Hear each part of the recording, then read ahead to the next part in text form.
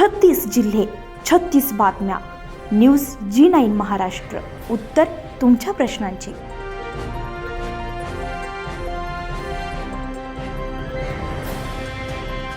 Settlement देणाऱ्या सरकारचा निषेध असो, निषेध असो.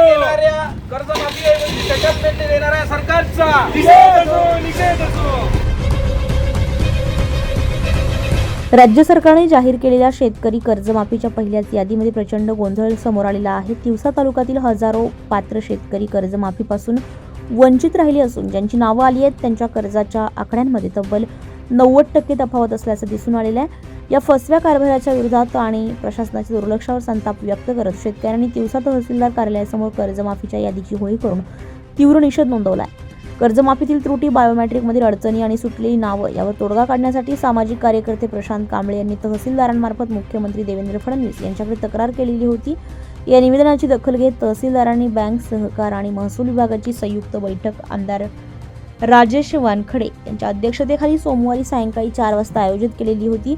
तालुक्यातील शेतकरी मोठ्या आशेनं उपस्थित राहिलेत, मात्र आमदारांनी ऐनवेळी दांडी मारल्यानं उपस्थितांमध्ये पराकोटीचा संताप पसरला. या असंवेदनशील भूमिकेबद्दल प्रशांत कांबळे यांनी बैठकीतच आक्रमकपणे निषेध नोंदवला आहे. सरसकट कर्जमाफी राज्य सरकारने कोणतीही OTS पद्धत न वापरता शेतकऱ्यांना सरसकट 2 लाखांची कर्जमाफी करावी.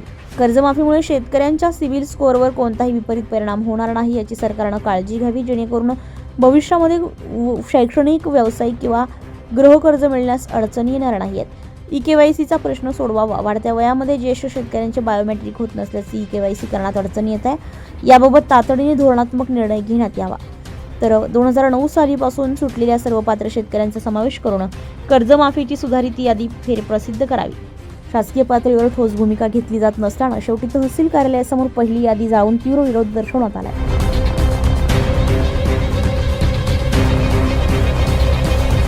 स्कॅन होत नाहीये, तर आम्हाला असं वाटतंय की तुम्ही अंगठ्याऐवजी अनेक पर्याय द्यायला पाहिजे. OTP किंवा किंवा अजून काय द्यायला पाहिजे. दुसरं म्हणजे आता ते काही लोकांनी तर सांगितलं तुम्हाला की 17चे आहेत, काही 15चे आहेत. आमच्या गावामध्ये 2008चे आहेत.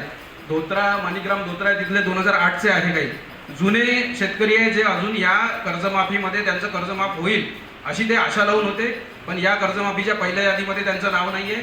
माझी विनंती आहे सर की जसं तुम्ही म्हणताय की आम्हाला काही नावं शोधा, माझं असं म्हणणं आहे की जर शेतकऱ्याचं भलं करायचं असेल तर आपण कर्मचारी कामाला लावले पाहिजे. ग्रामपंचायत लेवलवर काय म्हणते दवंडी दिल्या पाहिजे आणि असे शेतकऱ्यांना आवाहन केलं पाहिजे की त्यांनी नोंदवा.